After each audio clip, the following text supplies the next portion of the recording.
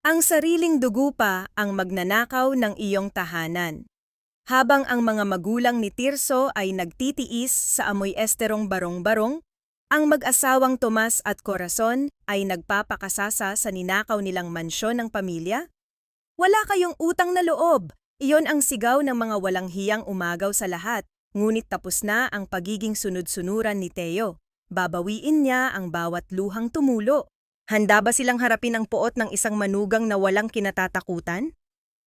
Wala na kayong babalikan dito, Tirso, dahil matagal nang ibinenta ng mga magulang mo ang lupang ito para mabayaran ang mga inutang nila noong panahong nagpapakasarap ka sa Maynila.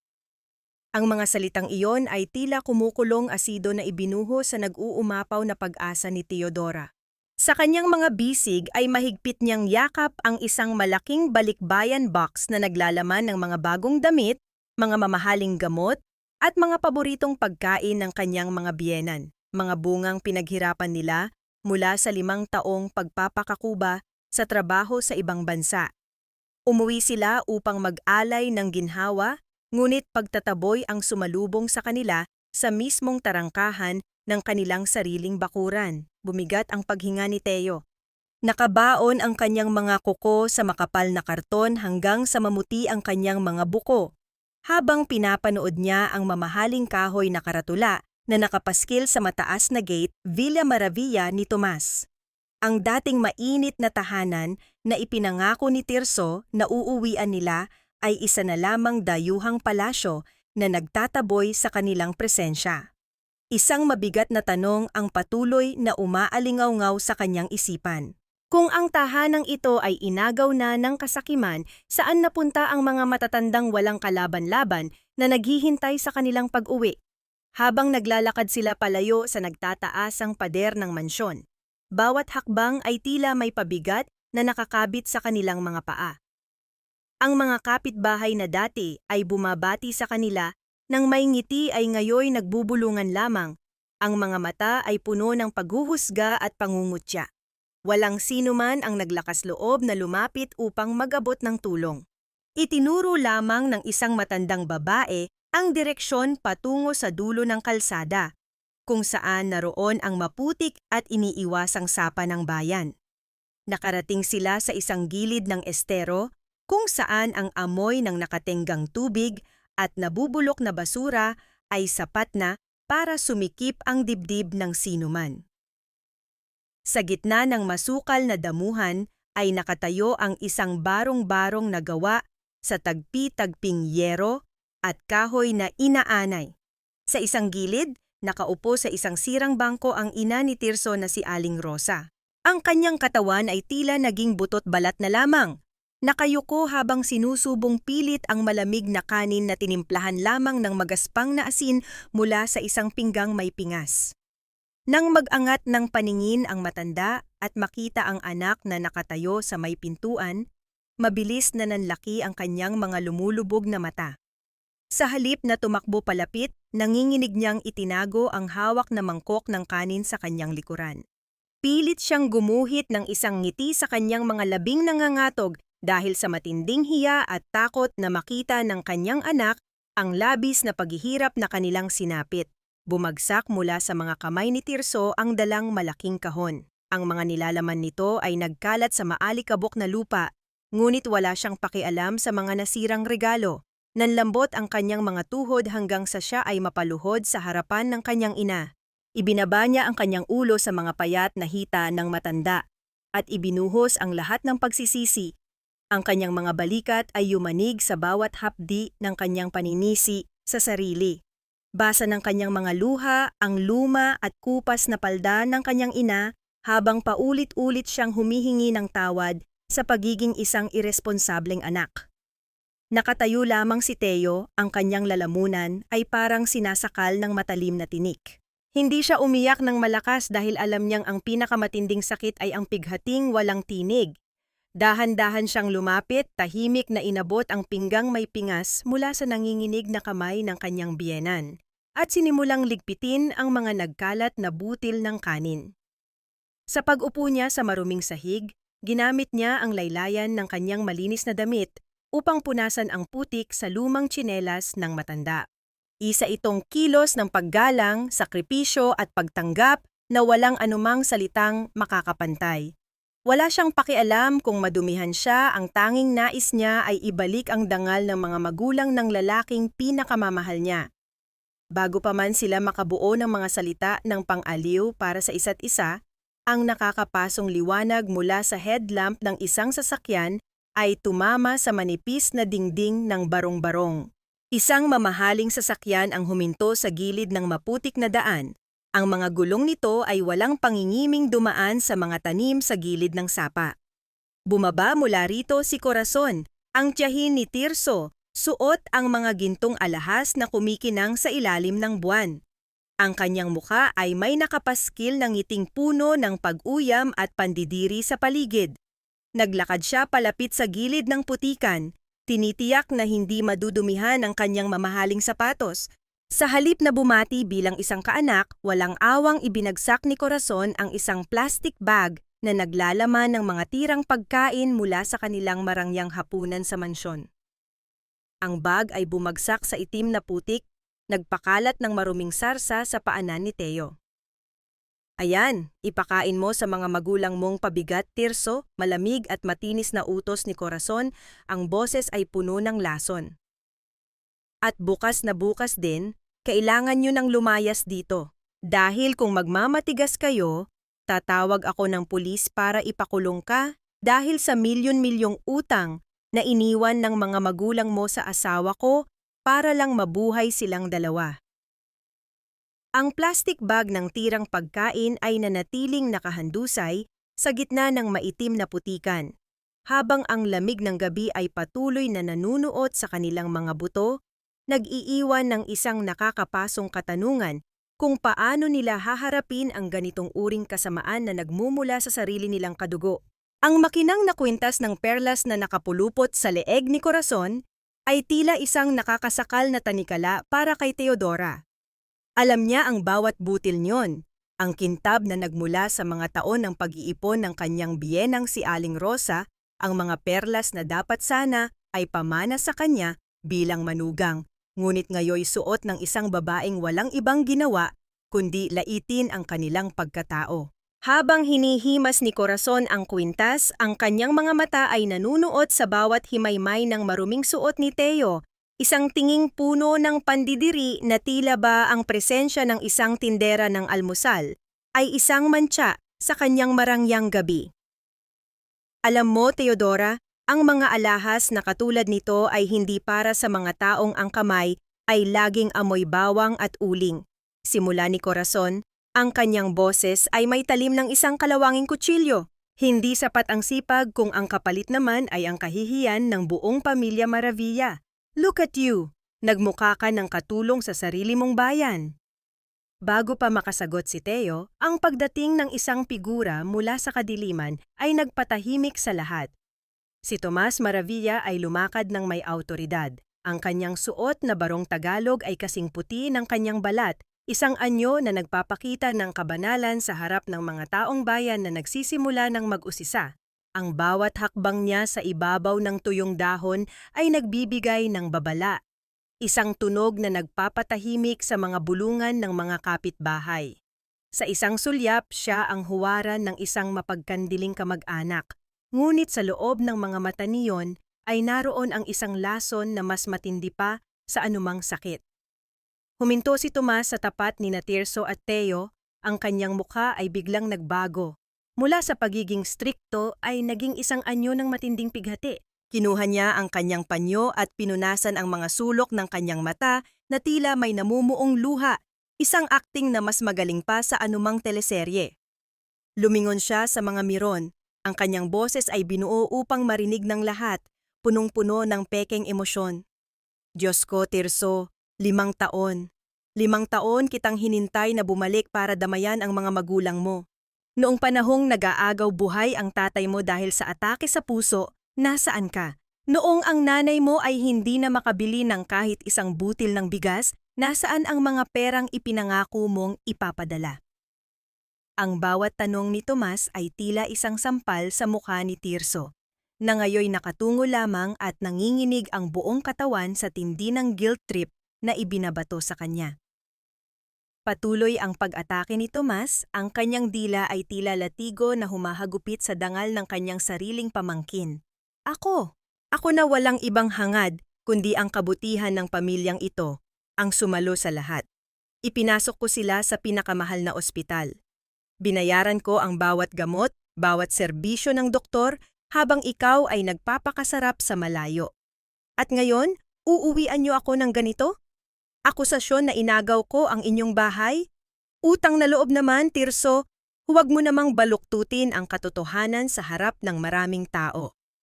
Inilabas ni Tomas ang isang sapsap ng mga papel na may mga opisyal na selyo.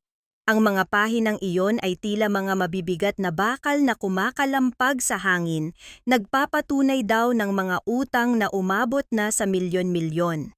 Ipinakita niya ito sa mga usisero, at ang mga bulungan ng mga kapitbahay ay muling nabuhay, sa pagkakataong ito ay puno na ng pagkondena kay Tirso. Ang bahay na iyon ay hindi ko kinuha. Iyan ay ibinigay sa akin ng iyong mga magulang bilang pambayad sa lahat ng nagastos ko para manatili silang humihinga. Isang pirma para sa kanilang buhay. Iyon ba ang tinatawag mong pagnanakaw? Nang marinig ang salitang pirma, ang nanay ni Tirso na si Aling Rosa ay biglang napahagulhol. Ang kanyang mga payat na balikat ay nayanig sa bawat hikbi. Ang kanyang mga kamay ay pilit na kumakapit sa braso ni Tirso na tila humihingi ng tawad. Anak, patawarin mo kami. Hindi na namin alam ang gagawin noon. Akala namin ay mawawala na ang tatay mo. Sinabi ni Tomas na ito lang ang tanging paraan. Ang boses ng matanda ay halos maglaho na sa hangin dahil sa hina. Lumuhod si Aling Rosa sa harap ni Tomas, ang kanyang mga tuhod ay lumubog sa malambot na putik. Tomas, parang awa mo na. Huwag mong saktan ang anak ko. Huwag mo siyang ipakulong. Kami na lang. Kami na lang ang parusahan mo. Ang tagpong iyon ay nagpabaha ng luha sa mga nanonood. Ngunit para kay Teo, ito ang sandaling ang kanyang pasensya ay tuluyan ng naglaho. Sa gitna ng kaguluhan, sa kabila ng panlalambot ni Tirso at ng pagmamakaawa ng kanyang biyenan, tumayo si Teo ng matuwid. Ang kanyang presensya ay tila isang matibay na pader na humarang sa pagitan ng mapang-aping dila ni Tomas at ng kanyang pamilya. Hindi siya sumigaw, ngunit ang kanyang boses ay mas malakas pa sa anumang sigaw dahil sa tindi ng paninindigan. Lumapit si Teo kay Aling Rosa. Hinawakan ang magkabilang balikat ng matanda at marahang pinalakas ang loob nito upang tumayo mula sa putikan. Gamit ang kanyang sariling panyo, dahan-dahang pinunasan ni Teo ang mantsa ng lupa sa mukha ng kanyang ina-inahan. Ang kanyang mga mata ay nanatiling nakatitig kay Tomas, isang titig na hindi mababali ng kahit anong pananakot. Tumayo po kayo, nanay. Hindi nyo kailangang lumuhod sa harap ng taong ang puso ay mas marumi pa sa putik na ito. Tirso, tumingin ka sa akin. Huwag kang maniwala sa mga kasinungalingang binalot sa magagandang salita. Hinarap ni Teo ang mag-asawang Tomas at Corazon. Ang kanyang muka ay isang larawan ng tahimik na determinasyon. Ang utang na loob ay hindi ginagamit para itapon ang sariling dugo sa estero, Uncle Tomas. At ang isang tunay na maravilya ay hindi ninanakawan ang mga matatandang hindi na kayang lumaban. Hawak nyo man ang mga papel na iyan, hindi nyo kailanman mahahawakan ang aming dangal. Kung kailangan naming lumaban sa korte para patunayan ang panlilinlang nyo, gagawin namin. Ang ngiti ni Tomas ay biglang naglaho, napalitan ng isang madilim at nakakatakot na anyo. Ang kanyang mga panga ay nagngit-ngit. Ang kanyang kamay ay mahigpit na nakahawak sa mga papel na tila ba gusto niyang lamuyutin ang kaluluwa ni Teo. Matapang ka, manugang. Pero ang tapang ay hindi nakakapagpakain ng pamilya at lalong hindi nakakapagpalabas ng tao sa kulungan. Isang pagkakamali mo lang, sisiguraduhin kong sa likod ng rehas, mabubulok ang asawa mo. Ibinagsak ni Tomas ang sapsap ng mga papel sa putikan sa paanan ni Tirso. Isang aksyon na nagpadalsat ng maruming tubig sa kanilang mga damit. Ang puting papel ay unti-unting nilalamon ng itim na putik, isang simbolo ng kanilang nasirang buhay. Bukas ng umaga, kapag sumikat ang araw at narito pa rin kayo, Huwag niyo akong sisisihin kung ang susunod na sasakyang hihinto rito ay may wangwang na ng pulis. Gintumalikod ang mag-asawang kontrabida. Ang usok mula sa kanilang mamahaling sasakyan ay bumalot sa tanging tahanan ni Tirso, habang ang tunog ng papalayo nilang makina ay tila isang paalala na ang gabi ay simula pa lamang ng isang mas matinding unos. Naiwan ang 4 na kaluluwa sa ilalim ng malamlam na ilaw. Ang bawat isa ay nakatingin sa putikang lalamon sana sa kanilang pag-asa, habang si Teo ay nananatiling nakatayo. Ang kanyang kamay ay mahigpit na nakakapit sa nanlalamig na palad ni Tirso, naghahanda para sa isang laban na hindi na lang tungkol sa bahay, kundi tungkol sa kanilang karapatang mabuhay ng may dangal. Ang kadiliman sa loob ng maliit na barong-barong ay tila isang mabigat na balabal na bumabalot sa bawat hininga ni Teodora at Tirso. Ang tanging nagbibigay ng kakaunting liwanag ay ang kapirasong upos ng kandila na nakapatong sa isang baligtad na lata. Ang apoy nito ay sumasayaw sa bawat ihip ng hangin na pumasok sa mga siwang ng dingding na yari sa pinagtagpi-tagping sako at kawayan. Sa sulok ng silid, nakaupo si Tirso sa sahig, ang kanyang mga siko ay nakatukod sa kanyang mga tuhod at ang kanyang muka ay nakabaon sa kanyang mga palad. Ang bawat paghinga niya ay may kasamang panginginig, isang tahimik na pag-iyak na mas masakit pakinggan kaysa sa malakas na hagulhol. Ang bigat ng bawat salitang binitiwan ni Tomas ay tila mga batong unti-unting lumulunod sa kanyang pagkatao. Pinapaalala sa kanya ang bawat taon na wala siya sa tabi ng kanyang mga magulang. Dahan-dahang lumapit si Teodora sa kanyang asawa. Ramdam niya ang lamig ng sahig sa kanyang mga talampakan, ngunit mas matindi ang lamig na nagmumula sa nadudurog na puso ni Tirso. Hindi siya nagsalita agad. Sa halip, lumuhod siya sa likuran ng lalaki at dahan-dahang ipinatong ang kanyang baba sa balikat nito. Ipinulupot niya ang kanyang mga braso sa dibdib ni Tirso, mahigpit na niyakap ang asawa, upang iparamdam na sa gitna ng unos na ito, hindi siya mag-iisa. Ang init ng katawan ni Teo at ang banayad na amoy ng kanyang balat ay tila nagsilbing gamot sa nagngangalit na emosyon ni Tirso. Nanatili silang ganoon sa loob ng mahabang sandali, habang ang mabilis na pintig ng puso ni Tirso ay unti-unting kumakalma sa bawat haplos ni Teo sa kanyang mga braso. "Hon, please don't do this to yourself," bulong ni Teo. Ang kanyang boses ay puno ng pagsuyo. "Hindi mo kasalanan na naniwala ka sa kanila. Ginawa mo ang lahat sa Maynila para sa kanila. You provided everything, we both did. Huwag mong hayaan na kainin ka ng guilt na itinanim ni Uncle Tomas sa isip mo." Bahagyang lumingon si Tirso, ang kanyang mga mata ay mapula at puno ng matinding hapis. "But Teo, look at them. Look at nanay and tatay. Habang nagpapakasarap tayo sa pagkain sa Maynila, asin lang ang dinidilaan nila rito. Habang pinapangarap nating magkaroon ng sariling bahay, tinanggalan na pala sila ng bubong ng sarili kong kadugo. I failed them, Teo." "Baka tama si Uncle Tomas, baka nga wala akong kwentang anak." Umiling si Teodora at hinawakan ang muka ng asawa, pinilit itong tumingin sa kanya ng diretso. "Makinig ka sa akin, Tirso. Ang masamang anak ay hindi nasasaktan ng ganito. Ang masamang anak ay hindi iiyak para sa kanyang mga magulang. We will fix this. Hindi ko alam kung paano sa ngayon, pero hindi ko hahayaan na manalo ang kasamaan nila."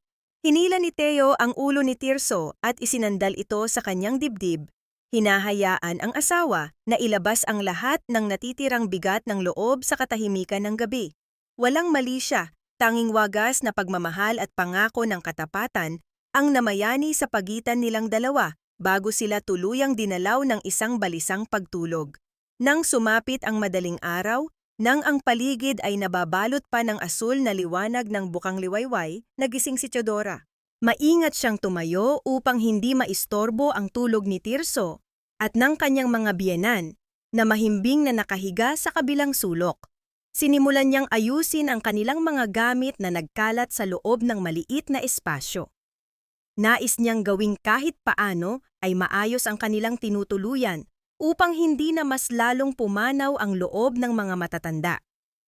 Habang nililigpit ang mga lumang sako sa ilalim ng higaan ng kanyang mga biyenan, ang kanyang kamay ay sumagi sa isang matigas na bagay. Isang lata ng biskwit na puno ng kalawang at alikabok ang dahan-dahan niyang hinila palabas. Ang takip ng lata ay tila ayaw bumukas dahil sa katagalan, ngunit sa isang madiing pagpilit ni Teo, tuluyan itong sumuko. Sa loob nito ay hindi pagkain ang naroon kundi mga piraso ng kanilang nakaraan. May mga lumang larawan, mga resibo ng gamot na kupas na ang tinta, at isang nakatuping papel na may opisyal na selyo. Ito ang dokumento ng paglilipat ng ari-arian na ipinagyayabang ni Tomas kagabi. Nanginginig ang mga daliri ni Teodora habang binubuklat ang papel sa ilalim ng malamlam na liwanag ng umaga. Binasa niya ang bawat linya, ang bawat salita ng batas na tila isang sumpa sa kanilang pamilya. Huminto ang kanyang paningin sa ibabang bahagi ng dokumento kung saan naroon ang pirma ng kanyang biyenang si Aling Rosa. Ang tinta ay itim at matapang. Ang mga kurba ng letra ay maayos at diretsong-diretso. Isang malamig na pakiramdam ang dumaloy sa gulugod ni Teodora. Naalala niya ang bawat pagkakataon na kailangang pumirma ng kanyang biyenan sa mga sulat na ipinapadala nila sa Maynila. Ang matanda ay laging gumagamit lamang ng isang simpleng ekis o kaya ay bakas ng hinlalaki dahil hindi ito kailanman natutong sumulat.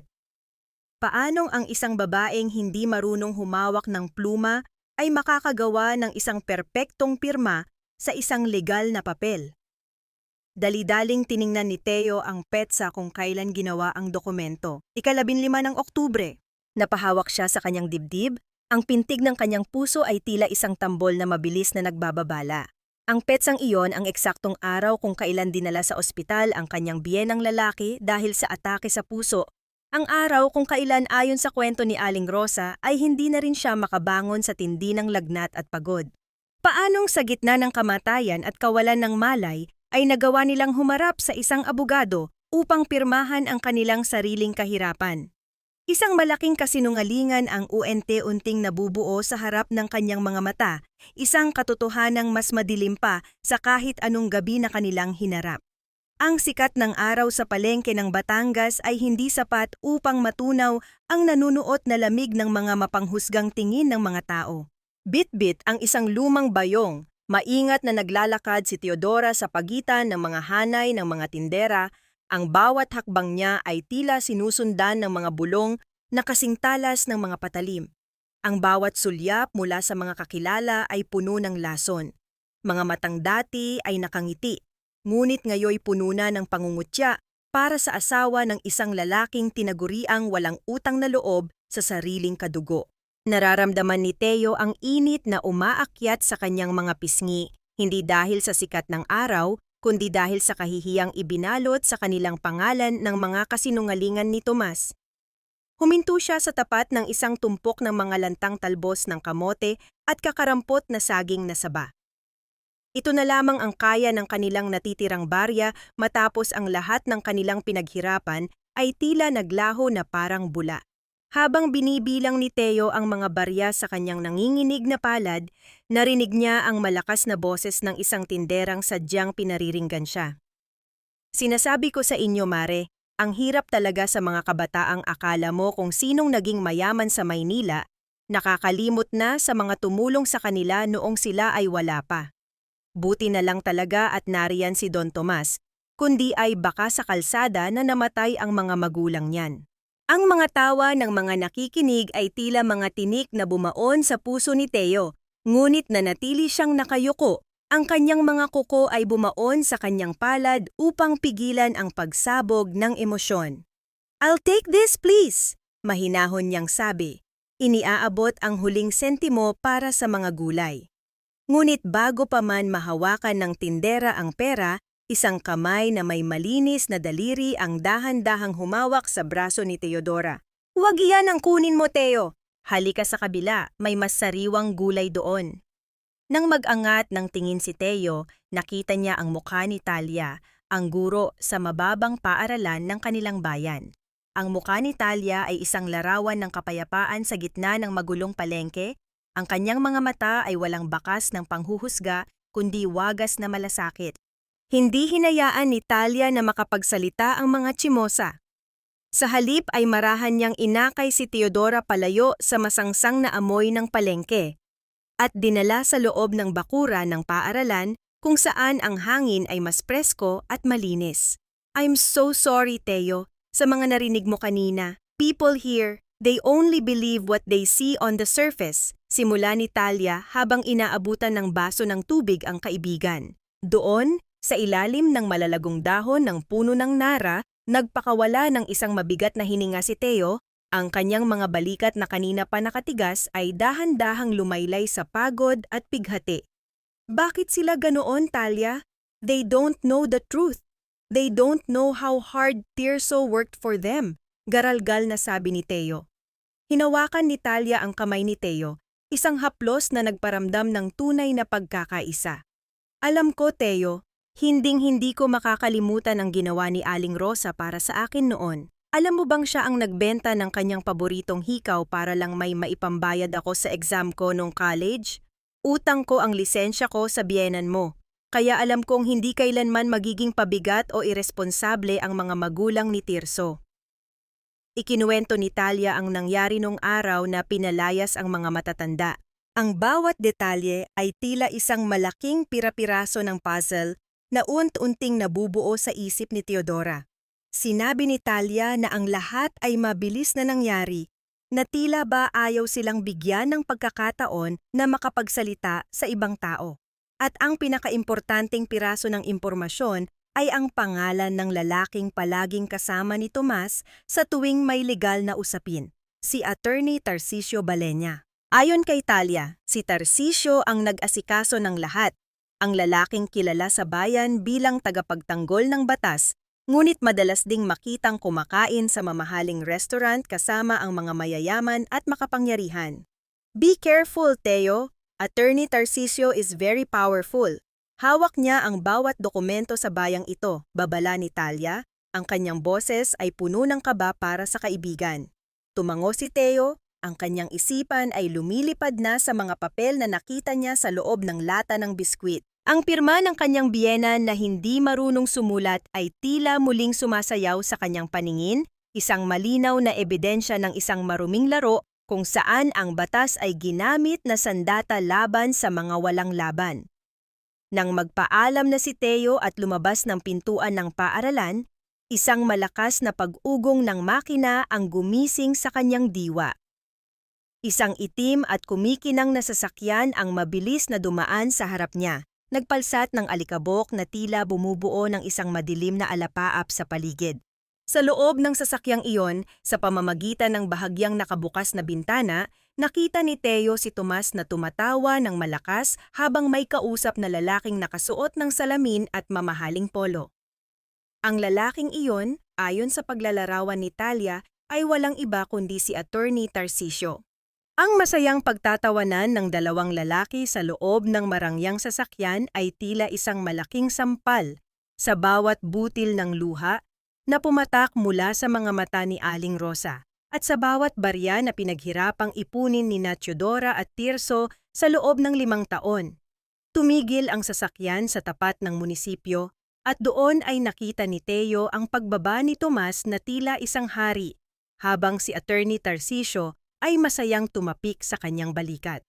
Isang malamig na kilabot ang gumapang sa buong katawan ni Teodora. Paano nila lalabanan ang isang kasinungalingan kung ang mismong tagapagtanggol ng katotohanan ang siyang arkitekto ng kanilang paghihirap? Ang tanging naiwan sa harap ni Teo ay ang makapal na alikabok mula sa gulong ng sasakyan. Isang madilim na paalala na ang katarungan sa bayang ito ay tila isang mamahaling hiyas na tanging ang mga may maduming kamay lamang ang kayang bumili. Ang naglalakihang bakal na tarangkahan ng Mansyong Maravilla ay tila mga bantay na walang kaluluwa, malamig at hindi matitinag sa ilalim ng tirik na sikat ng araw. Nakatayo si Teodora sa kabilang panig ng kalsada, ang kanyang mga mata ay pilit na sumisipat sa bawat paggalaw, sa loob ng bakurang dati ay puno ng halakhak at amoy ng sariwang luto, ngunit ngayoy nababalot na ng isang mapanglaw na katahimikan. Hindi siya narito upang makiusap muli, narito siya upang maghanap ng isang nawawalang piraso ng katotohanan na binanggit ni Talia, ang karpinterong nakasaksi sa pagkadurog ng kanilang pamilya. Hindi nagtagal, ang tunog ng pagbukas ng mabigat na pinto ay bumasag sa katahimikan ng paligid. Iniluwan yon si Corazon na suot ang isang mamahaling bestido na tila hindi nababagay sa init ng panahon. Nang makita niya si Teo na nakatayo sa labas, ang kanyang mukha ay agad na nabalutan ng puot at pag-uyam. Kinuha niya ang isang planggana ng maruming tubig na pinaghugasan ng mga plato at nang walang pag-aalinlangan ay ibinuhos ito sa direksyon ni Teo. Ang tubig ay humampas sa semento at ang mga talsik niyon ay humalik sa laylayan ng kupas na damit ni Teodora, nagiiwan ng mantsa at masangsang na amoy ng napanis na pagkain. Anong ginagawa mo rito, Teodora? Hindi pa ba malinaw ang sinabi namin kagabi? Wala na kayong puwang sa lupang ito? Bulyaw ni Corazon, ang kanyang boses ay tila isang matalim na kaskas ng bakal sa pandinig. Kung desperada ka nang magkaroon ng disenteng pagkain, sabihin mo lang, baka kailangan ko ng bagong utusan na maglilinis ng mga banyo namin. Bagay na bagay sa iyo ang trabahong iyon dahil sanay ka naman sa dumi. Huminga ng malalim si Teo, ang kanyang mga kamao ay nakakubli sa loob ng kanyang bulsa, pilit na pinipigilan ang panginginig ng kanyang mga daliri. Hindi siya kumibo. Alam niyang ang bawat salitang ibabato niya ay gagamitin lamang ni Corazon upang lalo siyang saktan.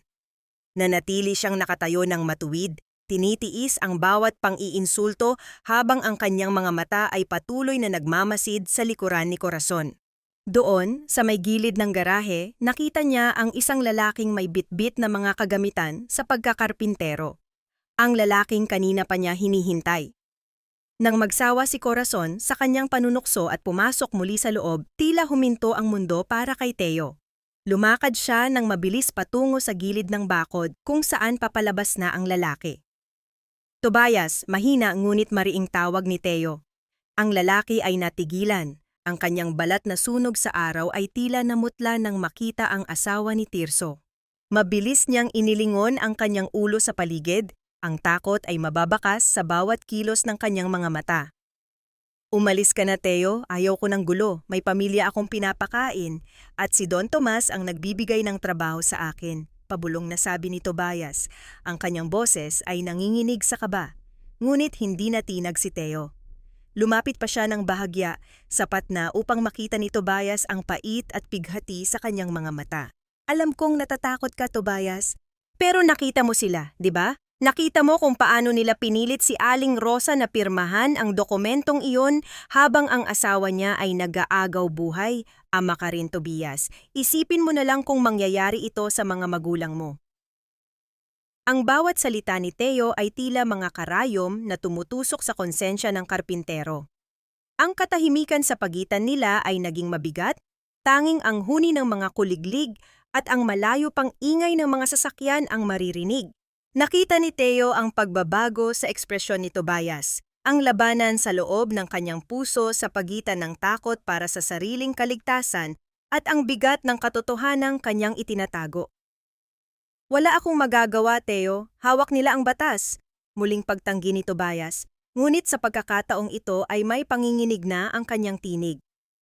Hindi kailangan ng malaking hukbo para labanan ang mali, Tobias. Isang saksi lang, isang patunay, sapat na iyon para maibalik ang dangal ng mga matatanda. Hindi ba't si Aling Rosa ang nagpapakain sa'yo noong nagsisimula ka pa lang? Noong wala kang pambili ng kagamitan, hindi ba't siya ang nag-abot ng tulong ng walang kapalit? Paalala ni Teo, ang kanyang boses ay puno ng pagsusumamo at pag-asa. Napayuko si Tobias. Ang kanyang mga kamay na puno ng kalyo ay mahigpit na humawak sa hawakan ng kanyang lagari.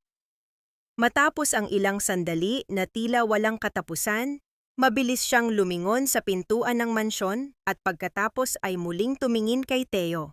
May dinukot siya mula sa kanyang toolbox, isang bagay na nakabalot sa isang madilim at maruming tela ng langis. Noong araw na iyon, may dala akong gamit na ginagamit ko sa pag-aayos ng mga CCTV sa ibang bahay. Hindi ko akalain na ang nakuhanan ko ay ang mismong krimen na wawasak sa pamilya niyo. Pabulong niyang paliwanag. Mabilis na inabot ni Tobias ang binalot na tela kay Teo. Ang kanilang mga kamay ay nagtagpo sa isang saglit na puno ng pangako at panganib. Ingatan mo iyan, Teo. Iyan ang tanging ebidensya na hindi nila kayang burahin ng pera o kapangyarihan. Pero huwag mong sasabihin na sa akin nanggaling, parang awa mo na. Bago pa man makapagpasalamat si Teo, mabilis nang tumalikod si Tobias at naglakad palayo. Ang kanyang bawat hakbang ay tila pagtakas sa isang malaking pasanin na matagal na niyang dala. Naiwan si Teodora na mahigpit na yakap ang maliit na binalot sa kanyang dibdib. Nararamdaman niya ang bigat niyon, hindi dahil sa bigat ng bagay, kundi dahil sa bigat ng katotohanang nakapaloob dito. Pag-uwi niya sa maliit nilang barong-barong, ang kaba sa kanyang dibdib ay tila isang tambol na mabilis na tumitibok. Maingat niyang binuksan ang tela sa ibabaw ng kanilang maliit na lamesang kawayan. Iniluwan niyon ang isang luma at gasgas ng kwaton na tape ng camcorder. Napahawak si Teo sa kanyang bibig, ang kanyang hininga ay tila naglaho. Hawak na niya ang sandata, ang patunay ng kataksilan ni Tomas. Ngunit sa gitna ng kanilang karalitaan, sa isang bahay na walang kuryente at walang kagamitan, paano niya mabubuksan ang lihim na nakatago sa loob ng maliit na kwaton na ito upang maisigaw ang katarungan sa buong mundo? Ang malamig na hangin sa loob ng opisina ni Attorney Tarcisio Balenya ay tila isang malupit na paalala sa init at alikabok na pinagmulan ni Teodora at Tirso. Ang bawat sulok ng silid ay naglalabas ng amoy ng mamahaling katad at banyagang pabango, mga bagay na banyaga sa kanilang pang-araw-araw na pakikipagsapalaran. Habang nakaupo sila sa harap ng malaking mesa na yari sa madilim na kahoy, ramdam ni Teo ang panginginig ng mga kamay ni Tirso sa ilalim ng mesa. Ang asawa niya ay tila isang maliit na ibon sa harap ng isang mapanirang agila, habang ang abogado ay abala sa pag-aayos ng kanyang mamahaling kurbata nang hindi man lamang sila tinitingnan sa mga mata. Attorney Balenya, narito po kami dahil sa dokumentong ito. Simula ni Tirso, ang kanyang boses ay nanginginig ngunit pinipilit na maging matatag habang inilalapag ang kopya ng papel na nahanap ni Teo sa loob ng lata. Alam naming hindi pirma ni nanay ang narito. Hindi po siya marunong sumulat at sa petsang ito nasa ospital po si tatay. Imposible pong nakapunta sila sa inyo. Ang bawat salita ni Tirso ay sinalubong lamang ng isang tuyong tunog ng paglapag ng bolpen sa ibabaw ng mesa. Nag-angat ng tingin si Tarcisio. Ang kanyang mga mata sa likod ng mamahaling salamin ay walang bakas ng emosyon kundi isang malalim na pagkabagot. Mr. Maravilla, ang batas ay hindi nakabatay sa iyong mga alaala o emosyon. Ang dokumentong ito ay dumaan sa tamang proseso, may mga selyo, at higit sa lahat may pirma ng iyong ina. Kung sasabihin mong peke ito, kailangan mo ng matibay na ebidensya, hindi lamang mga kwentong barbero. Habang nagsasalita ang abogado, ang paningin ni Teodora ay nakatuon sa isang bagay na kumikinang sa ilalim ng ilaw ng opisina. Sa kaliwang pulso ni Tarcisio, nakasuot ang isang gintong relo na may maliliit na diamante sa paligid ng mukha nito. Tumigil ang mundo para kay Teo. Iyon ang relong madalas ikwento ni Aling Rosa, ang huling pamana ng kanilang yumaong lolo na dapat ay itatago para sa mga susunod na salinlahi. Ang relong iyon, ayon sa kanyang biyenan, ay nawala raw noong gabi ng atake sa puso ni tatay. Ngayon, nakapulupot ito sa braso ng taong dapat ay tagapagtanggol ng katarungan. Attorney, it's a very beautiful watch, mahinang sabi ni Teo. Ang kanyang tinig ay malamig at puno ng kahulugan. Bahagyang napaigtad si Tarcisio at mabilis na itinago ang kanyang braso sa ilalim ng mesa, ngunit huli na ang lahat. I think my mother-in-law mentioned a watch exactly like that. Sabi niya, nawala raw iyon noong gabing dinala si tatay sa ospital. What a coincidence na nakasuot iyan sa inyo ngayon. Nagbago ang timpla ng mukha ni Tarcisio. Ang pagkabagot ay napalitan ng isang mapanganib na ningning sa kanyang mga mata. Huwag kang mapangahas, Mrs. Maaari ko kayong kasuhan ng libelo at paninirang puri. Isang salita ko lang sa kinauukulan, mabubulok ang asawa mo sa kulungan dahil sa mga utang na iniwan ng mga magulang niya. Huwag niyong susubukan ang pasensya ko kung ayaw niyo pang lalong lumubog sa putik. Ang banta ng abogado ay tila isang malamig na tubig na ibinuhos sa nag-aapoy na pag-asa ni Tirso. Nanlambot ang kanyang mga balikat at ang kanyang mga mata ay napuno ng takot para sa kanilang kaligtasan. Bago pa man sila makatayo upang lumisan, ang pagbukas ng pinto ay naglikha ng isang malakas at mariing tunog ng bakal sa katahimikan. Pumasok si Tomas Maravilla nang may kasamang malalaking hakbang. Ang kanyang tawa ay umaaling-awngaw sa loob ng silid na tila ba pagmamay-ari niya ang bawat pulgada niyon. Aha! Narito pala ang aking mga mahal na pamangkin, wika ni Tomas habang dinudukot ang isang makapal na bundle ng pera mula sa kanyang bulsa at walang pangingiming inilapag ito sa harap ni Tarcisio. Ang tunog ng pagbagsak ng pera sa mesa ay tila isang hudyat ng kanilang pagkatalo. Attorney, asikasuhin mo na ang lahat ng kailangan. I want them out of the town by next week. At huwag mong kakalimutan ang ating napag-usapan tungkol sa mga bagong titulo. Tumingin si Tomas kay Teodora nang may halong tagumpay at pandidiri. Kita mo na, manugang? Ang katarungan ay may presyo at sa kasamaang palad, ang barya sa bulsa nyo ay hindi sapat para makabili kahit ng isang segundong atensyon ng batas. Umuwi na kayo sa barong-barong nyo bago ko pa maisipang ipademolish iyon. Linalabas ni na Teodora at Tirso ang gusali nang may mabigat na pakiramdam na tila ba ang buong mundo ay nakadagan sa kanilang mga dibdib. Ang sikat ng araw sa labas ay tila hindi na sapat para bigyan sila ng init. Habang naglalakad sila patungo sa direksyon ng kanilang tinutuluyan, napansin ni Teo ang mga tao sa kalsada na nagsisimulang tumakbo patungo sa direksyon ng sapa. Isang maitim at makapal na usok ang unti-unting bumabalot sa asul na langit. At sa bawat paghinga ni Teo, nararamdaman niya ang amoy ng nasusunog na tuyong dahon at plastik. Ang puso ni Teo ay tila isang tambol na mabilis na tumitibok sa kaba. Nang marating nila ang kanto, ang kanilang mga mata ay sinalubong ng isang nakakangyaw na tanawin. Ang maliit na barong-barong na tanging kanlungan ng kanilang mga magulang ay nilalamon na ng naglalakihang dila ng apoy.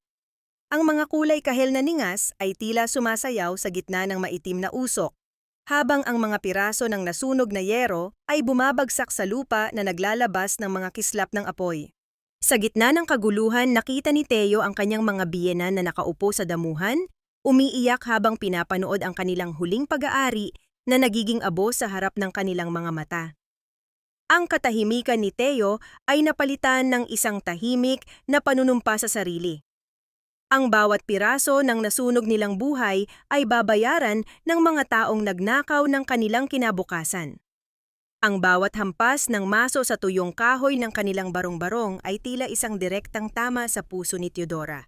Hindi lamang mga dingding na yari sa sako at kawayan ang tinitibag ng mga lalaking inutusan ni Tomas, kundi ang huling piraso ng dangal na pinanghahawakan ng kanyang pamilya. Nakatayo si Corazon sa gitna ng kalsada, may bitbit na payong upang harangan ang sikat ng araw, habang ang kanyang mga mata ay nagniningning sa tuwa sa bawat pagbagsak ng mga materyales sa putikan. Ayon sa kanya, ang maliit na tirahang ito ay isang panganib at isang iligal na istruktura sa lupang pag-aari ng gobyerno. Isang kasinungalingang ginamit niya upang tuluyang burahin ang presensya ni Tirso sa bayang iyon. Sa gitna ng kaguluhan, isang boses na puno ng pagsusumamo ang umalingaw-ngaw. Si Aling Rosa, ang kanyang mga tuhod ay nanginginig habang pilit na sumusuot sa pagitan ng mga naglalakihang lalaki. Wala siyang pakialam sa kanyang kaligtasan. Ang kanyang mga kamay ay pilit na inaabot ang isang maliit at kupas na kwaderno na nakapatong sa isang lumang kalan. Iyon ang kanyang aklat ng rekado. Isang koleksyon ng mga lihim na timpla ng mga pagkaing naging pundasyon ng kanilang pamilya, ang kaisa-isang gunitang naiwan mula sa kanyang kabataan at ang tanging bagay na nais niyang ipamana kay Teo. Ngunit bago pa man mahawakan ng matanda ang kwaderno, mabilis na kumilos si Corazon. Inagaw niya ang aklat mula sa marupok na lamesa. Ang kanyang mga labi ay nakakurba sa isang mapanuyang ngiti. Ito ba ang iniingatan mo, Rosa? Isang madumi at mabahong papel na puno ng uling? Wika ni Corazon, ang kanyang tinig ay tila isang matalim na kaskas ng bakal sa gitna ng pighati ng matanda. Nang walang pag-aalinlangan, sinimulang punitin ni Corazon ang mga pahina ng kwaderno. Ang tunog ng napupunit na papel ay tila paglaslas sa kaluluwa ni Teodora. Isa-isang itinapon ni Corazon ang mga pahina sa naglalakihang ningas ng apoy na ginawa ng kanyang mga tauhan upang sunugin ang mga basura sa paligid. Ang pananahimik ni Teodora sa loob ng mahabang panahon ay biglang napigtas. Ang tila isang mahinahong batis ay naging isang nagngangalit na daluyong. Hindi niya namalayan ang sariling paggalaw, mabilis siyang sumugod patungo sa apoy, binaliwala ang init na tila humahalik sa kanyang balat. Gamit ang kanyang mga hubad na kamay, pilit niyang inagaw ang mga pahinang hindi pa tuluyang nilalamon ng ningas. Ang bawat kislap ng apoy na tumatama sa kanyang braso ay hindi niya naramdaman dahil mas matindi ang hapdi sa kanyang dibdib sa bawat pagtawa ni Corazon. Nang harapin ni Teodora ang kanyang tiyahin, ang kanyang mga mata ay hindi na nagpapakita ng takot, kundi isang matalim na determinasyon na nagpatigil sa tawanan ng mga miron. Isang mabilis na paggalaw ng kamay ni Corazon ang nagdulot ng isang marahas at mainit na hapdi sa pisngi ni Teodora. Ang lakas ng sampal ay nagpaikot sa kanyang paningin, sapat upang malasahan niya ang pait ng sariling dugo sa gilid ng kanyang labi. Hindi sumigaw si Teo. Sa halip, dahan-dahan niyang iniharap ang kanyang mukha, ang kanyang mga mata ay nanatiling nakatitig ng diretso sa mga mata ni Corazon. Ang sampal na iyon ay hindi nagpabagsak sa kanya. Ito ang nagsilbing binyag sa kanyang bagong pagkatao, isang manugang na hindi na muling yuyuko sa kawalang hiyaan. Ang katahimikan sa paligid ay nabasag nang ang isang anino ay lumitaw sa likuran ni Teo. Si Tirso, na kanina pa nakatulala sa kawalan dahil sa tindi ng hiya, ay tila nagising mula sa isang mahabang panaginip. Ang kanyang mga balikat ay tumuwid, ang kanyang mga kamao ay nakakuyom ng mahigpit hanggang sa mamuti ang kanyang mga buko. Lumakad siya ng may dambuhalang mga hakbang, humarang sa pagitan ng kanyang asawa at ni Corazon. Ang kanyang mga mata ay naging kulay ng nagbabagang uling, isang anyo na hindi kailanman nakita ni Corazon sa kanyang tahimik na pamangkin. Ang mga tauhan ni Tomas ay napaatras nang makita ang bagsik sa mukha ni Tirso. Ang kanyang presensya ay tila isang nagbabadyang unos na handang manalasa sa sinumang humarang. Tuluyang gumuho ang tanging kanlungan ng mga matatanda. Ang barong-barong ay isa na lamang tumpok ng basag na kahoy at abo sa ilalim ng nagbabagong kulay ng langit. Kasabay ng huling pagbagsak ng yero, ang himpapawid ay naglabas ng isang malamig na hininga. Ang malalaking patak ng ulan ay nagsimulang pumatak mula sa maitim na alapaap, bawat isa ay tila isang luha mula sa langit na nagnanais hugasan ang dumi ng kasamaang naganap.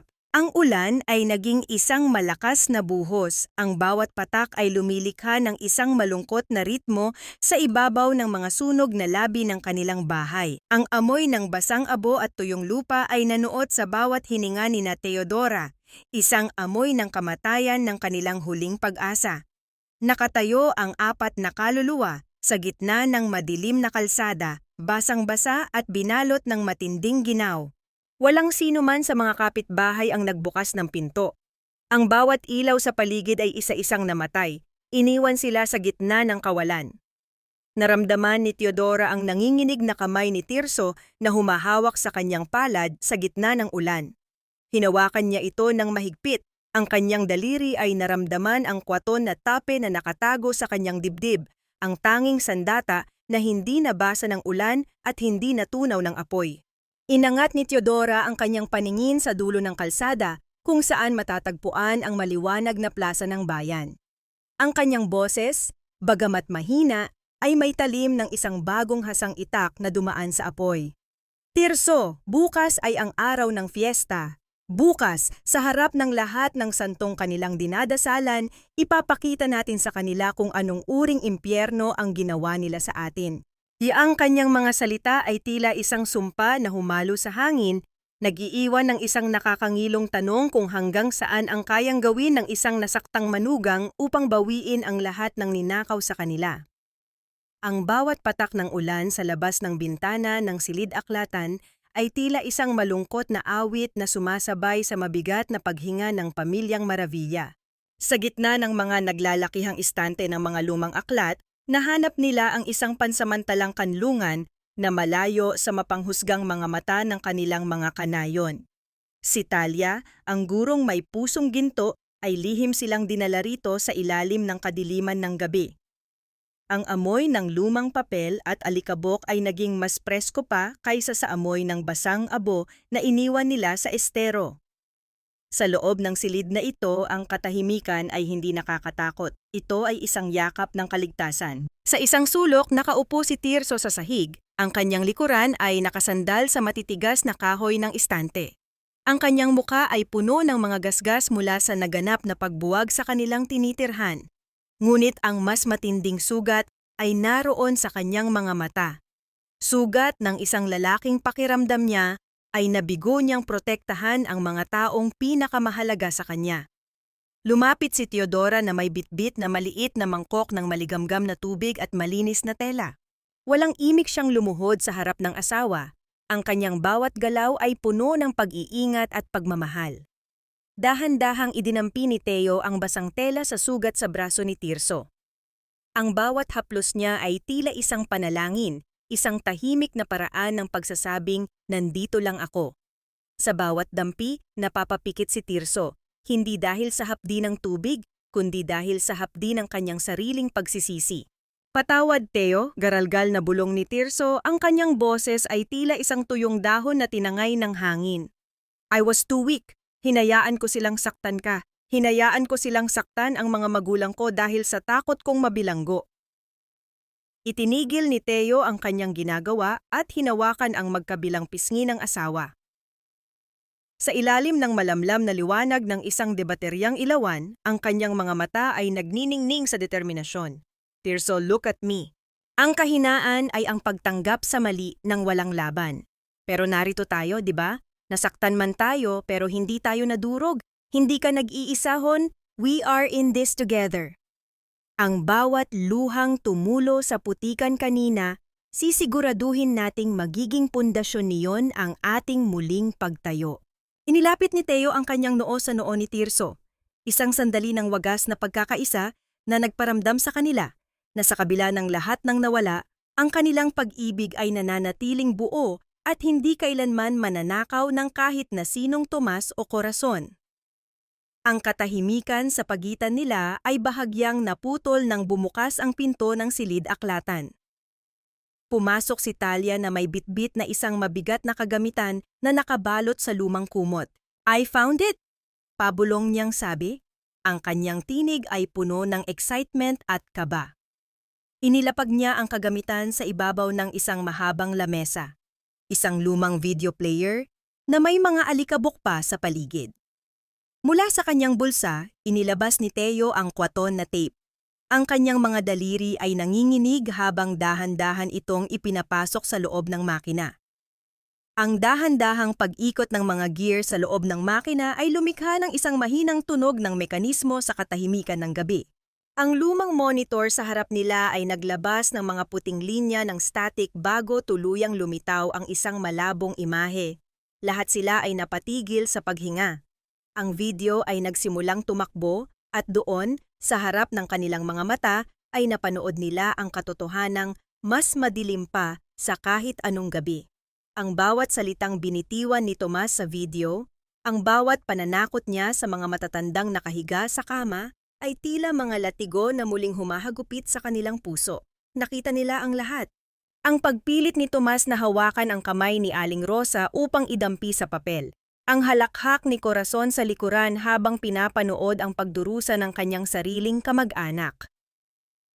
At ang pinakamasakit sa lahat ay ang marinig ang boses ni Tomas na sinasabing hinding-hindi makakabalik si Tirso dahil sigurado siyang mamatay ito sa hirap sa Maynila. Ang bawat segundo ng video ay tila isang lason na dahan-dahang kumakalat. Ngunit kasabay niyon ay ang pagsilang ng isang apoy sa loob ni Teodora na alam niyang hindi na kailanman mamamatay. Matapos ang ilang minutong panonood, dahan-dahang pinatay ni Teo ang monitor. Ang katahimikan sa loob ng silid-aklatan ay naging mas mabigat, ngunit sa pagkakataong ito, puno na ito ng kapangyarihan. Tumingin si Teo kay Talia at pagkatapos ay kay Tirso. Wala na ang takot sa kanyang muka. Bukas ang fiesta. Simula ni Teo, ang kanyang boses ay tila isang matalim na itak na handang tumabas ng kasinungalingan. Bukas, sa harap ng buong bayan, sa harap ng kanilang mga bisitang politiko at makapangyarihang kaibigan, ipapanood natin sa kanila ang pelikulang ito. Sisiguraduhin nating ang pista na inihanda nila para sa kanilang dangal ay magiging pista para sa kanilang kahihiyan. Nagsimulang tumila ang ulan sa labas, iniwan ang malamig na simoy ng hangin na humahaplos sa mga dahon ng puno sa paligid ng paaralan. Ang liwanag ng buwan ay unt-unting sumisilip mula sa mga ulap, tumatama sa mukha ni Teodora na ngayoy puno na ng kakaibang liwanag. Hawak niya ang kuwaton na tape ng mahigpit sa kanyang dibdib, parang isang hiyas na mas mahalaga pa sa lahat ng ginto sa mundo. Ang gabi ay malalim na, ngunit para kay Teo, ito ang pinakamalinaw na simula ng kanilang pagbawi. Isang tanong na lamang ang naiwan sa kanyang isipan habang nakatingin sa kadiliman ng labas. Sapat na kaya ang katotohanan ito upang tumbasan ang 5 taon ng kanilang pighati? Ang gabi ng fiesta sa bayan ay punong-puno ng buhay, isang makulay na pagtatanghal ng mga banderitas na sumasayaw sa ihip ng hangin at mga ilaw na kumikinang na tila mga bituing bumaba sa lupa. Ang amoy ng inihaw na pagkain at ang malakas na tugtugin mula sa mga speaker ay bumabalot sa buong plaza, ngunit sa likod ng masayang ingay na ito ay may isang madilim na katotohanang nagtatago. Sa gitna ng entablado, nakatayo si Tomas Maravilla, suot ang kanyang kagalang-galang na barong Tagalog na tila gawa sa pinakamaputing seda. Ang kanyang ngiti ay abot hanggang tainga habang kinakamayan ang mga politiko at makapangyarihang tao sa harap ng bayan. Pinapanood siya ni Teodora mula sa malayo, ang kanyang puso ay tila isang tambol na mabilis na humahampas sa kanyang dibdib. Bawat pintig ay punong-puno ng galit at paninindigan. Maraming salamat po sa inyong lahat. Simula ni Tomas, ang kanyang boses ay umaalingaw-ngaw sa buong plaza sa tulong ng mikropono. Ang pamilyang Maravilla ay laging narito para sa inyo. At bilang tanda ng aking malasakit, nais kong ipaalam sa lahat na ang aking ancestral home ay bukas na ngayon para sa mga proyektong pangkabuhayan ng ating komunidad. Ipinagmamalaki ko ang aking mga magulang at ang kanilang legacy ay mananatili sa aking pangangalaga. Ang bawat salita niya ay sinalubong ng palakpakan, mga kamay na nagtatama at lumilikha ng tunog ng paghanga na tila ba siya ay isang bayani. Ngunit sa gitna ng selebrasyong iyon, isang babaeng may simpleng suot at nakapusod na buhok ang dahan-dahang humawi sa makapal na tao. Si Teodora ay lumakad ng may kakaibang dignidad sa kabila ng duming nasa kanyang laylayan at ang sugat sa kanyang pisngi na bahagyang nangingitim pa. Kasunod niya si Tirso na ang mga mata ay nakatuon lamang sa likuran ng kanyang asawa, ang kanyang pagkatao ay tila nahanap na muli ang lakas na matagal na nawala. Ang mga bulong ng mga tao ay tila mga bubuyog na nagliliparan nang mapansin ang kanilang pagdating. Hindi ba iyan ang manugang ni Rosa? Bakit sila nandito? Ang mga salitang iyon ay naririnig ni Teo, ngunit hindi siya natinag. Ang bawat hakbang niya ay tila isang malakas na deklarasyon sa ibabaw ng semento ng plaza. Nang marating nila ang gilid ng entablado, hinarangan sila ng 2 lalaking naka-uniporme, ang mga muka ay seryoso at handang manakit. Ngunit si Teodora ay hindi huminto. Tumingin siya ng diretso sa mga mata ng bantay, isang titig na puno ng awtoridad na tila nagpalamig sa dugo ng mga ito. Padaanin niyo kami, may kailangan lang kaming batiin sa itaas, mahinahon ngunit mariin niyang sabi. Sa hindi maipaliwanag na dahilan, ang mga bantay ay napaatras, hinahayaan ang mag-asawa na umakyat sa mga hagdan ng kahoy na lumilikha ng mahinang tunog sa bawat bigat ng kanilang timbang.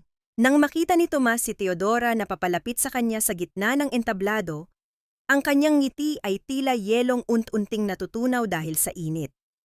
Ang mikropono ay nanatiling bukas at ang buong bayan ay napatigil sa pagkain at pagkukwentuhan. Isang nakakabinging katahimikan ang namayani sa paligid. Tanging ang huni ng mga insekto at ang hangin na humahampas sa mga kurtina ng entablado ang maririnig. Teodora, Tirso, anong ginagawa niyo rito? Pabulong na tanong ni Tomas, ang kanyang mga panga ay nagngangalit sa pagtatangkang manatiling kalmado sa harap ng maraming tao. Hindi sumagot si Teo sa kanyang tanong. Sa halip lumapit siya sa mikropono, ang kanyang mga daliri ay humawak sa malamig na bakal niyo ng may katatagan. Masayang gabi po sa inyong lahat, simula ni Teo. Ang kanyang tinig ay malinaw at payapa, na tila isang huni ng ibon sa gitna ng bagyo. Nais ko lang pong dagdagan ang sinabi ni Uncle Tomas. Napakabait po talaga niya. Sobrang malasakit niya sa amin na pati ang tanging bahay namin ay kinuha niya para raw hindi kami mahirapan sa paglilinis. Pati ang mga magulang ni Tirso, pinatira niya sa tabi ng estero para raw mas malapit sila sa kalikasan. Ang mga tao ay nagkatinginan, may mga bulong-bulungang muling nabuhay. Ang mukha ni Tomas ay naging pula na tila isang nagbabagang uling.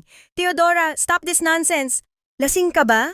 Singhal ni Tomas pilit na inaagaw ang mikropono. Ngunit si Tirso ay humarang sa gitna. Ang kanyang malapad na balikat ay tila isang pader na hindi matitibag. Tito, let her finish. Masarap makinig sa kwento, di ba? Lalo na kapag tungkol sa pamilya, sabi ni Tirso, ang kanyang boses ay puno ng pait at tapang.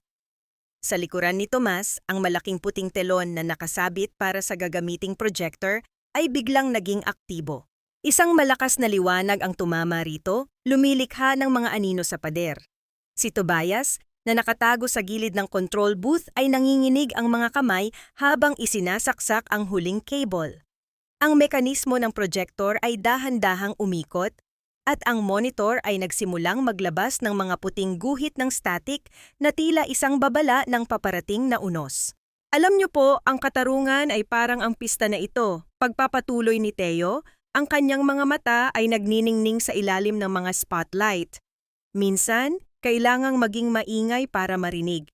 At minsan, kailangang ilantad ang lahat para makita ang tunay na kulay ng mga tao.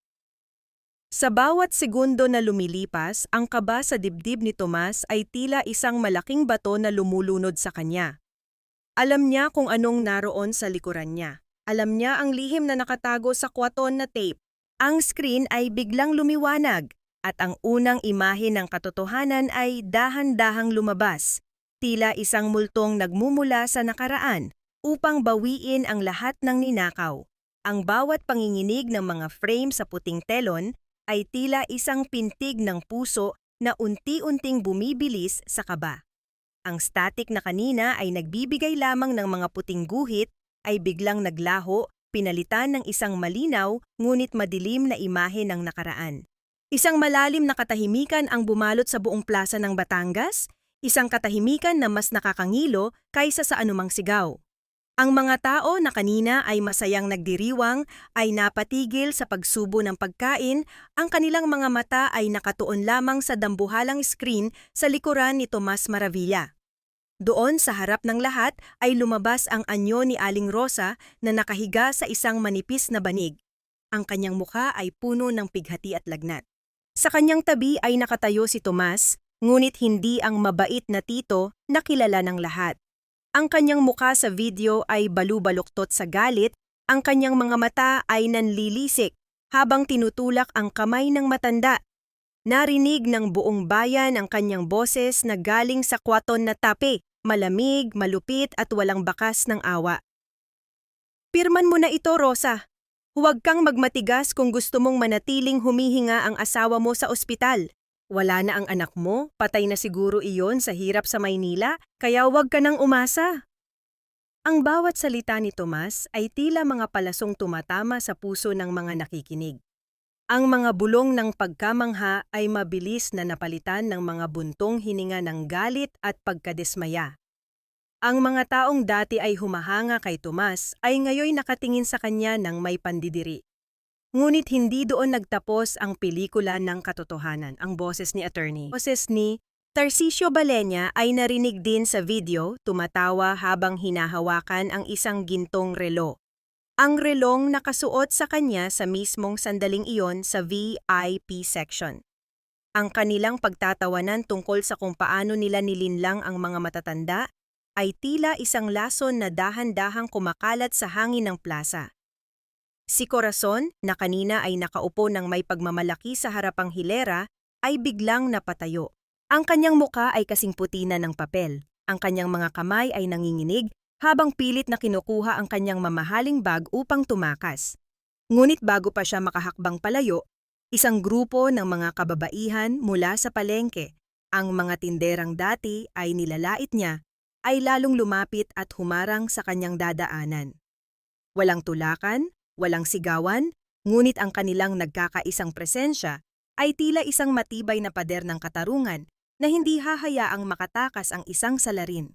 Sa gitna ng entablado, si Tomas ay tila isang hayop na nasukul sa isang sulok.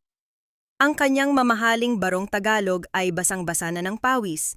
Ang kanyang mga mata ay pabalik-balik sa screen at sa galit na mukha ng mga tao. Sa isang desperadong hakbang, tinangka niyang sunggaban ang prohektor na hawak ni Tobias sa gilid, ngunit sa tindi ng kanyang pagkataranta, sumabit ang kanyang paa sa mga kable ng kuryente. Isang mabigat na tunog ng pagbagsak ang narinig nang sumubasob si Tomas sa sahig ng entablado. Ang kanyang muka ay direktang tumama sa maruming kahoy na kanina lamang ay tinatapakan niya ng may pagmamalaki.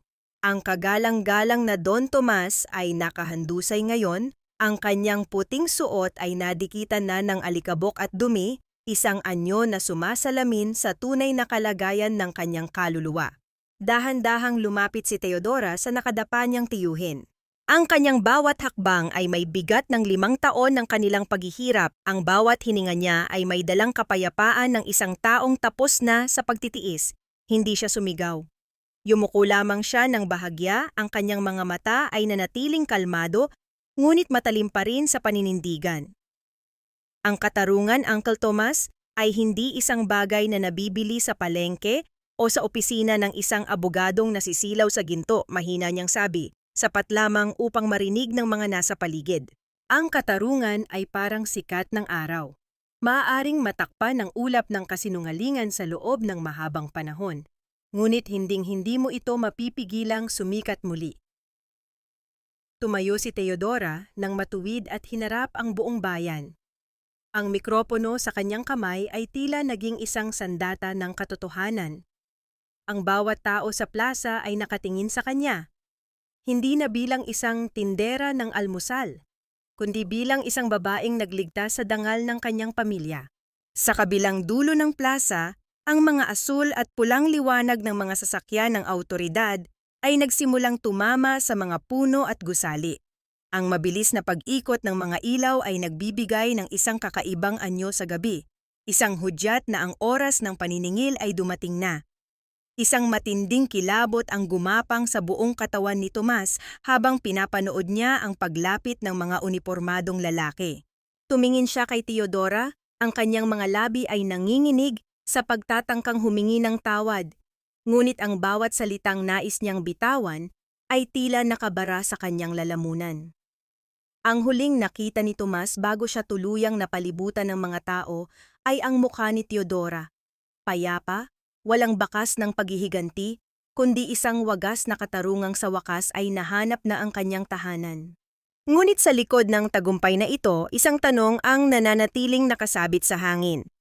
Sapat na ba ang pagkakulong ng mga salarin upang punan ang mga sugat na iniwan nila sa puso ng 2 matatandang tanging katahimikan na lamang ang hinahangad? Ang mga asul at pulang liwanag na nagmumula sa mga sasakyan ng pulis ay tila mga naglalarong anino sa madilim na plaza.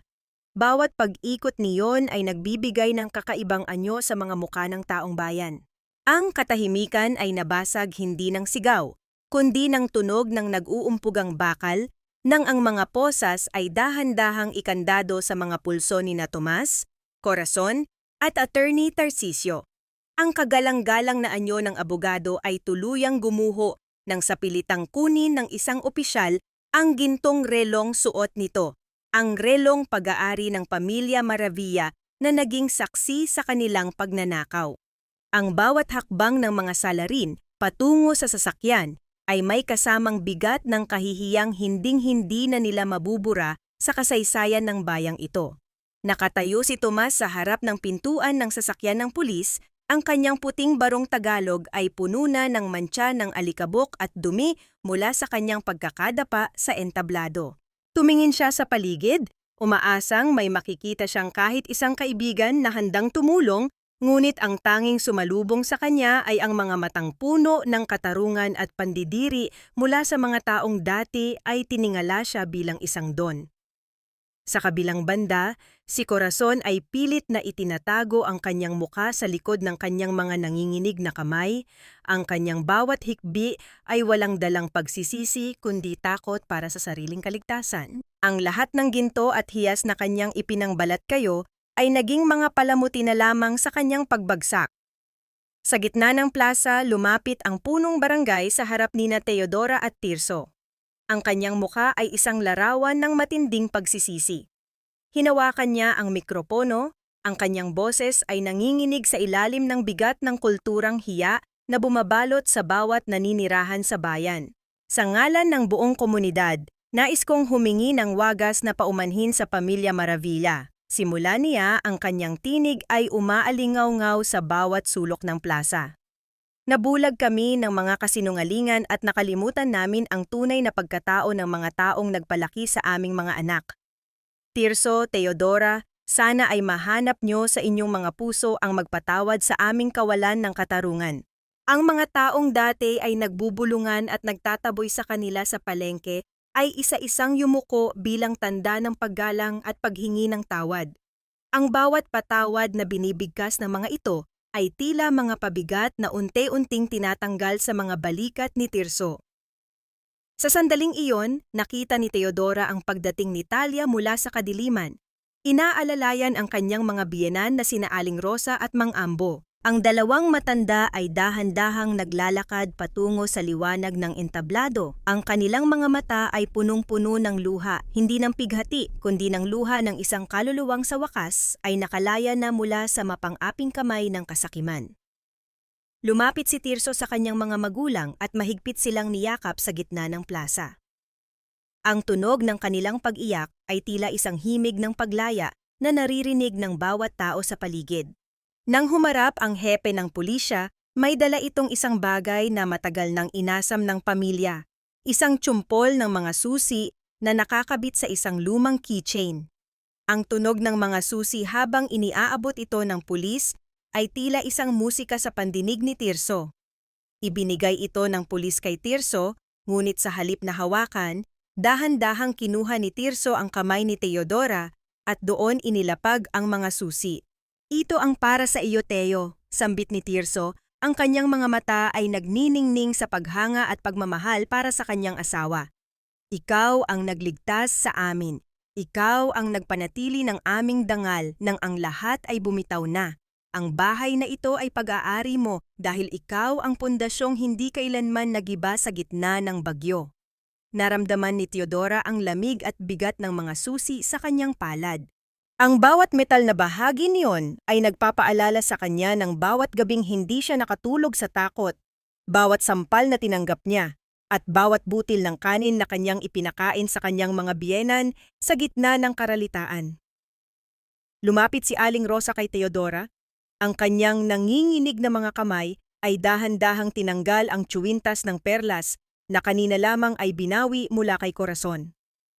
Sa harap ng buong bayan, isinuot ng matanda ang tsuwintas sa leeg ng kanyang manugang.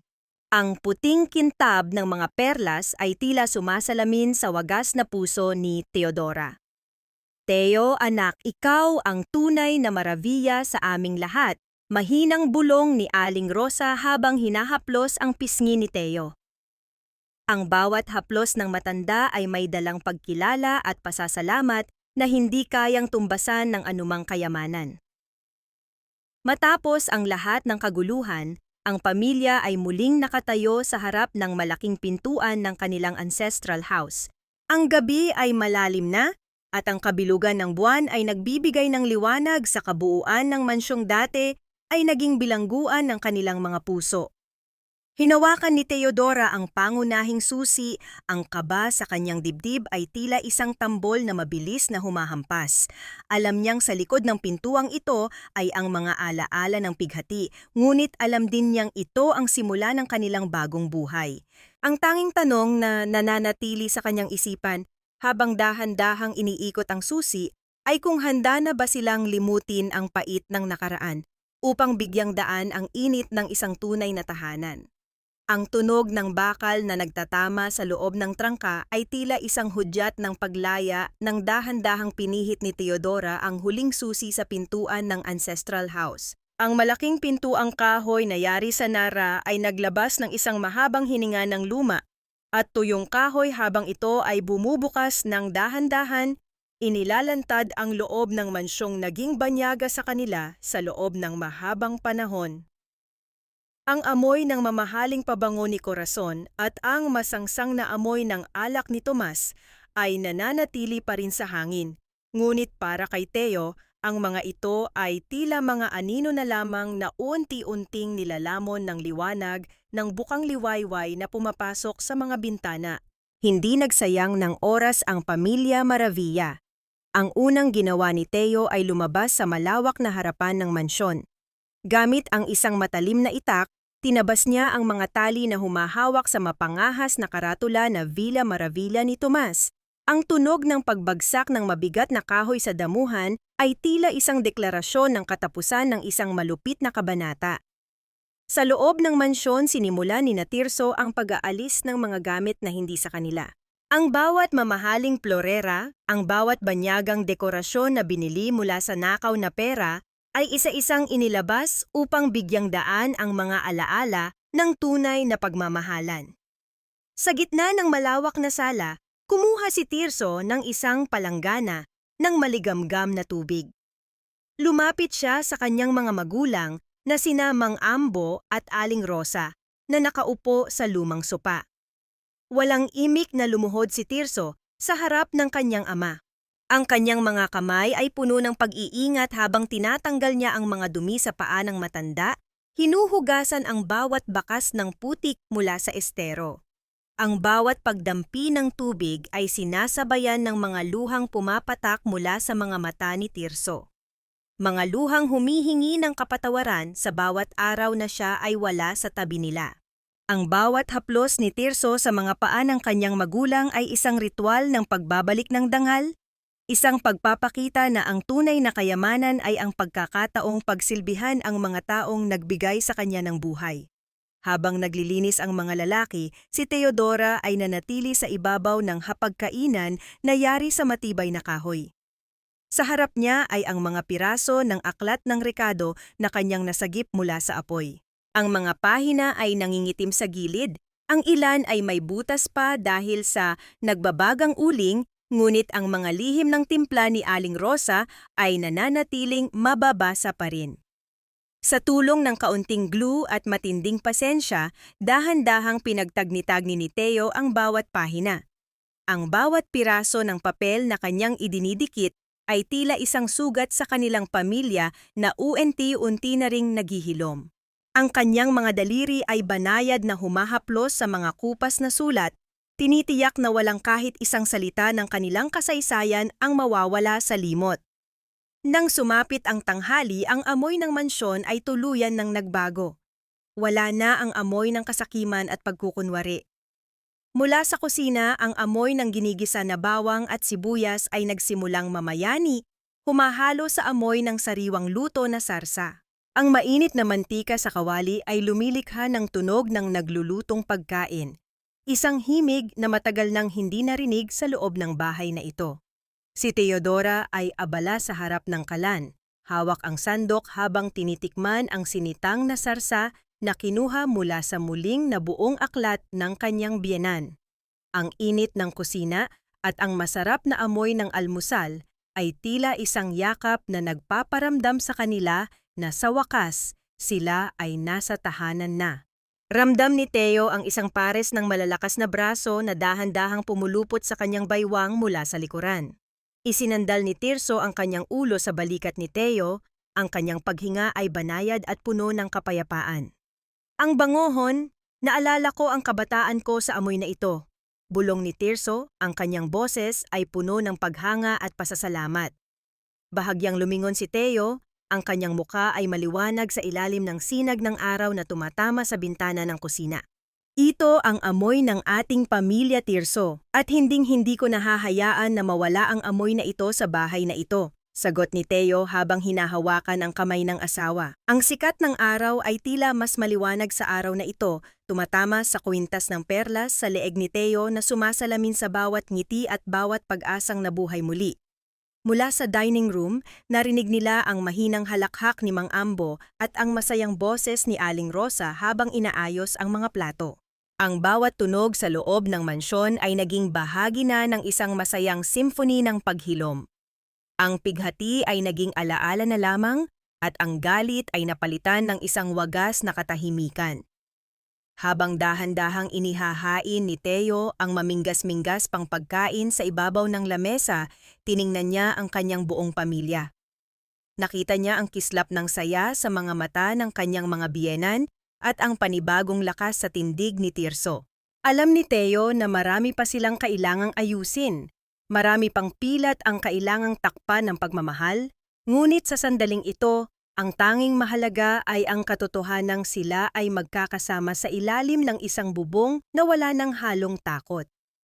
Ang bawat butil ng kanin na kanilang isusubo ay may lasa ng tagumpay at bawat patak ng pawis na kanilang ibinuhos ay naging sulit na dahil sa wakas, ang tahanang ito ay muling naging tahanan ng kanilang mga puso. Ang sikat ng araw sa madaling araw ay banayad na sumisilip sa mga bintana ng kusina, nagbibigay ng ginintuang liwanag sa bawat sulok ng Mansyong Maravilla. Wala na ang amoy ng luma at amag na gamit. Sa halip, ang hangin ay punong-puno ng halimuyak ng ginigisa na bawang at sariwang brewed na barako na kape. Sa labas ng tarangkahan, ang dating mapanghusgang mga kapitbahay ay maagang pumipila sa harap ng isang maliit ngunit malinis na stall na may karatulang kainan ni Teodora. Ang bawat tao na pumapasok ay sumasalubong ng may ngiti, isang tahimik na pagkilala sa babaeng nagbalik ng buhay sa kanilang komunidad. Si Teodora ay abala sa harap ng malaking kawali, ang kanyang mga galaw ay tila isang ritual ng pasasalamat. Sa kanyang leeg ay kislap pa rin ang tsuwintas ng perlas, ngunit ang mas nagniningning ay ang kapayapaan sa kanyang mga mata. Sa tabi niya, si Aling Rosa ay masayang naghahanda ng mga plato. Ang kanyang mga kamay na dati ay nanginginig sa takot ay ngayoy puno na ng lakas habang naglalagay ng mainit na sinangag. Si Mang Ambo naman ay nakaupo sa tapat ng bintana, nagbabasa ng dyaryo habang hinihigop ang kanyang kape. Ang bawat hininga niya ay wala na ang bigat ng pighati. Ang katahimikan sa loob ng bahay ay hindi na nakakangilo. Ito ay naging musika ng isang pamilyang sa wakas ay nahanap na ang kanilang kapayapaan. Pumasok si Tirso sa kusina, suot ang kanyang uniforme bilang foreman sa isang lokal na construction site sa bayan. Hindi na niya kailangang lumayo pa, sapat na ang kinikita niya rito upang mabuhay ng marangal kasama ang kanyang pamilya. Lumapit siya kay Teo at dahan-dahang humalik sa noo ng asawa, ang kanyang mga kamay ay marahang humawak sa balikat nito. Ang dami na namang tao sa labas, Hon. Sikat na talaga ang luto mo. Biro ni Tirso, ang kanyang boses ay puno ng pagmamalaki. Ngumiti si Teo at sumandal ng bahagya sa dibdib ng asawa. Hindi naman ang luto ko ang dinadayo nila, Tirso. Ang dinadayo nila ay ang init ng isang tunay na tahanan. Paminsan-minsan naririnig nila ang mga balita tungkol kay Tomas at Corazon mula sa mga taong bumibisita sa kulungan sa kabilang bayan. Ang mag-asawang dati ay mapagmataas ay ngayoy nabubuhay sa dilim ng rehas, ang kanilang mga ginto ay naglaho na upang ipambayad sa mga pinsalang ginawa nila. Ngunit para sa pamilya Maravilla, ang galit ay wala na. Hindi sila bumibisita, hindi rin sila nagtatanim ng sama ng loob. Pinili nilang bitawan ang bawat pait upang hindi na ito maging lason sa kanilang bagong simula. Ang pagpapatawad para sa kanila ay hindi ang paglimot sa krimen, kundi ang pagpapalaya sa sariling puso mula sa tanikala ng nakaraan. Habang ang huling patak ng kape ay nauubos at ang mga tao sa labas ay nagsisipag-alis na patungo sa kani-kanilang trabaho, ang pamilya Maravilla ay nagtipon-tipon sa paligid ng hapagkainan. Hawak-hawak ang mga kamay ng isa't isa, yumuko sila para sa isang panalangin. Ang tunog ng kanilang mga boses na nagkakaisa sa pasasalamat ay tila isang banal na himig na pumupuno sa bawat sulok ng ancestral house. Ang aklat ng rekado ay nakabukas sa gitna ng lamesa.